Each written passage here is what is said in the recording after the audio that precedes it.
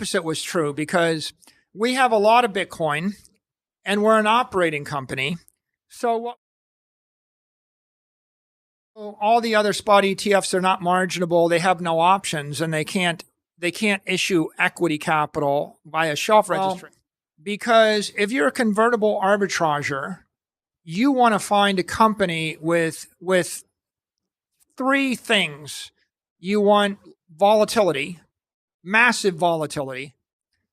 You want liquidity. You want to be able to trade in the spot market in order to hedge out your exposure. And you want durability or transparency. You want to know that the company as a going concern is going to continue.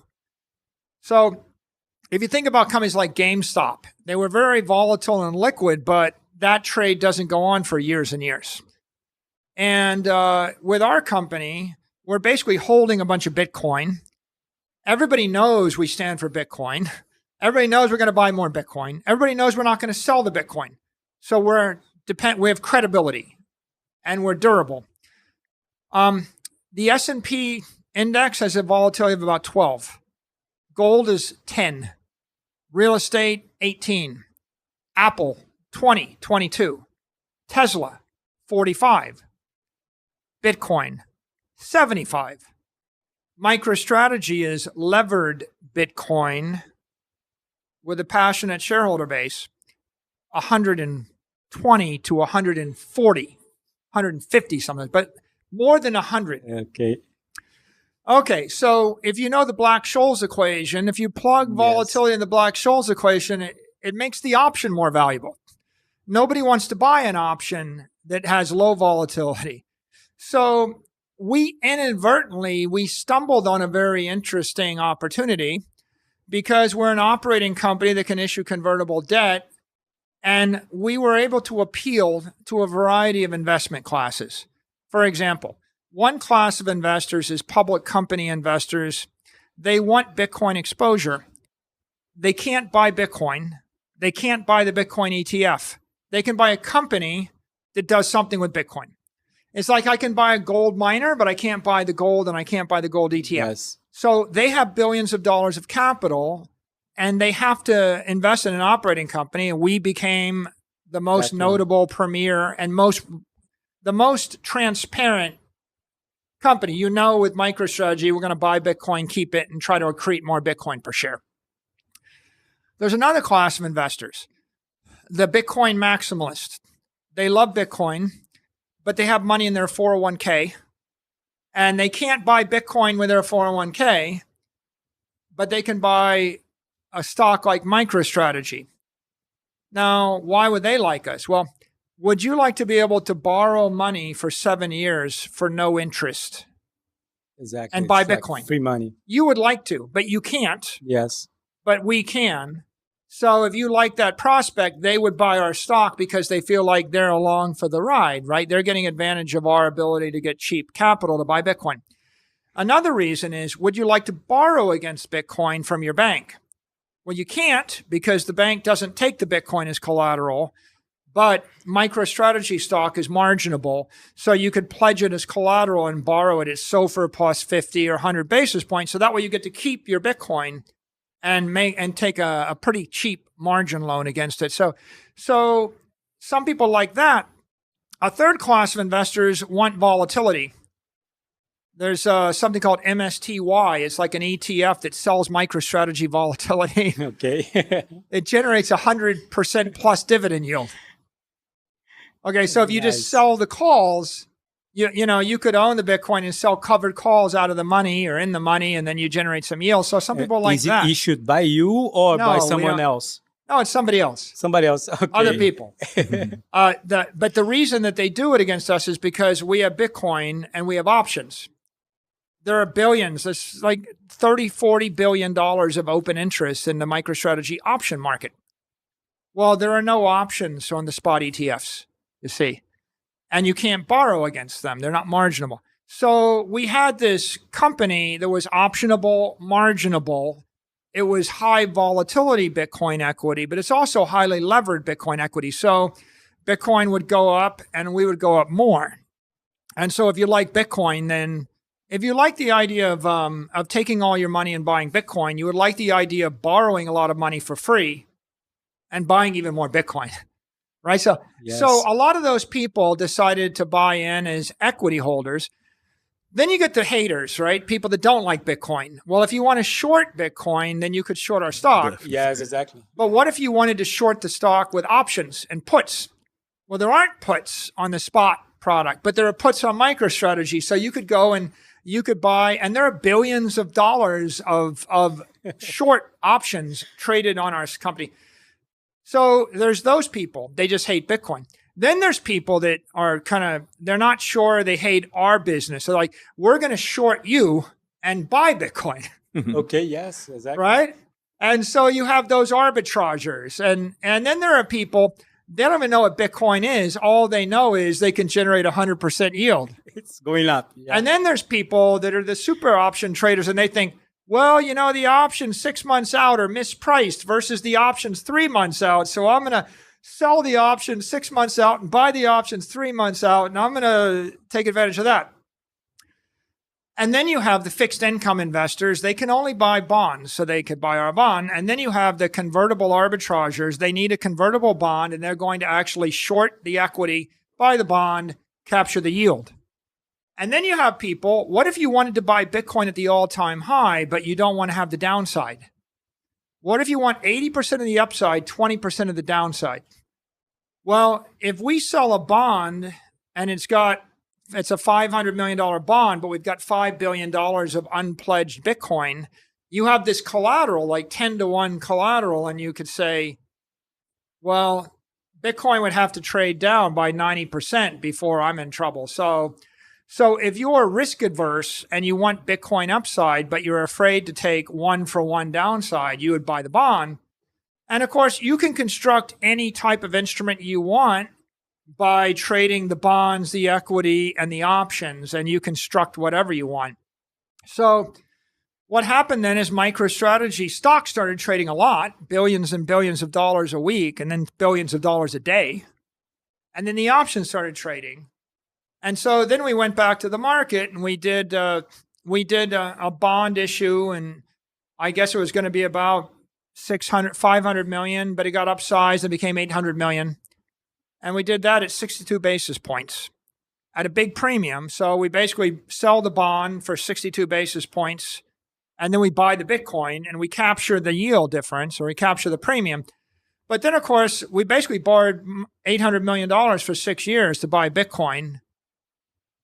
If Bitcoin goes up 24% a year, then you could double your money twice. So maybe you actually make $2.4 billion on the back end, some hundreds of millions of dollars on the front end, and you do it while you're paying 0.5% or 62 basis points interest.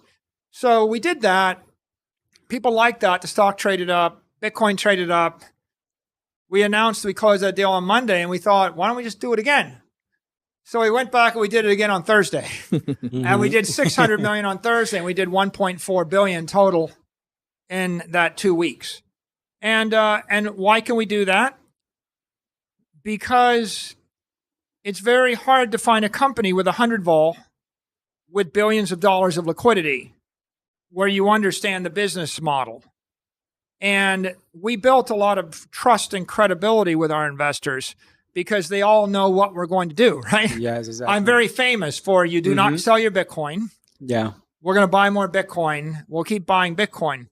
If we were not transparent, if I was not predictable, then you don't know what we're going to do for the next 5 years. So you're not going to want to take a 5-year bet or even a 1-year bet. If you hate Bitcoin, you want me to love Bitcoin. Because the last thing you want to do is short $100 million of our security and have me say over the weekend, I reversed the trade. Even if I hate you, I want you to be like trustful that you're going to be buying, as you say. Yeah. But the opposite is also true, which is I don't mind if you hate Bitcoin. If you short our stock, that just means you're buying it in reverse. Like you're going to short it now, but eventually you'll buy it later when I need you to buy it. And so what we did is we created an operating company, and we realized at some point now we're a Bitcoin development company. like a real estate development company. It's like if you took a company public and you sold billions of dollars of securities to buy those buildings. The trick is, can you get the cheapest financing? A public company has cheaper financing than a private company because it's more trustworthy and transparent, right? Yes. You have to make thousands of pages of disclosures. You're bound by a lot more restrictions. So a public company in America is probably the most trustworthy of a corporate vehicle for issuing security and raising debt. So you would have an advantage if you were a public company and you were doing real estate development. But remember what I told you about volatility. Yep. The volatility of real estate's 20 or 15. You can't sell 100 vol equity and invest in 20 vol assets because at some point the volatility in your equity goes to 20. You see? Exactly. What we were doing is selling the 100 vol plus equity, and then we're buying a 75 vol asset, levering it up to make it back into a 100 vol asset. So if you're actually creating a volatile balance sheet that will drive a volatile stock, that creates the options market, and that creates the opportunity to raise money for less than 1% interest unsecured. Now, that is unique to Bitcoin.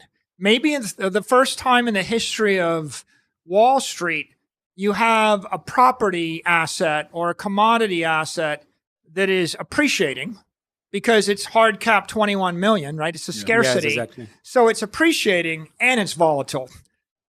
And most people in corporate finance are taught to avoid volatility. They're taught that volatility is a bad thing. So they get rid of all their capital. And if they invest money, if you had $1 billion on your balance sheet, you wouldn't buy something volatile. You would buy treasury bills. But treasury bills are volatility 5. Like they're the least volatile thing you could possibly buy. Okay, so how do you arbitrage that? And so you think about a big company. A big company, it's run to have visibility for the next 3 years. I give you guidance for the next 3 years. I want to know what I'm going to make a year from now. I tell everybody, and then I have no capital on the balance sheet that's volatile. So there's nothing that's going to move, and I consider that success. But if I know what's going to happen for the next 12 months, why would I trade the stock every day? I can just make a decision once a year. So the result is MicroStrategy stock trades more than all these big large cap companies. Right? We end up, because, McDonald's and Coca-Cola and Nike and Walmart and Pfizer, they're all very predictable. Yeah. And predictable is good for people that are afraid of the future. But predictable is awful for the options market and is awful for traders. So in this particular case, what we've done, it represents a lot of different paradigm shifts. First of all, it's based on Bitcoin, which is a paradigm shift. It's a digital commodity instead of a physical commodity. That's a big idea. $1 billion of digital energy instead of $1 billion of oil. The second big idea is Bitcoin does one better. It turns the commodity into a scarcity. It's the only commodity in the world that's got a cap of 21 million. Every other commodity like soybeans or oil or natural gas or gold is infinitely producible. So there's a lot of price supply elasticity. Exactly. That's why it doesn't make sense to buy billions of dollars of oil and hold it for 10 years. That's why we don't use oil as a treasury reserve asset, because there's too much of it. So Bitcoin is a scarcity. That's the second revolution. The third revolution is using Bitcoin as a treasury reserve asset instead of sovereign debt, instead of treasury bills. Well, treasury bills have an effective after-tax yield of 3%. The cost of capital of a company is probably 12% if you basically take the monetary inflation rate and add in 4% for risk premium. So if your cost of capital is 12% and you're investing at 3%, you're losing 9% of your capital every year. Well, Bitcoin's been appreciating at 20 to 50%. So we're not doing a third or a quarter of the cost of capital. We're doing double to triple to quadruple. So if you have a treasury asset which beats the cost of capital, then it's not dilutive to carry the money. It's accretive. Right? The conventional wisdom is when you sell stock, you dilute the shareholders. But in our case, the more stock we issue or the more money we raise, the more we accrete. And so hundreds of thousands of companies have assets on their balance sheet which are dilutive. And Bitcoin is the first major asset which is accretive. So we turn the entire treasury strategy upside down by actually accreting assets. Today we have $15 billion of Bitcoin on the balance sheet. And the operating company generates $75 million a year in cash flow. And the operating revenues are $500 million. So we made the balance sheet the primary part of the company instead of the P&L. Everybody else wants the balance sheet to go to zero or negative, and they want the P&L to be the primary part of the company.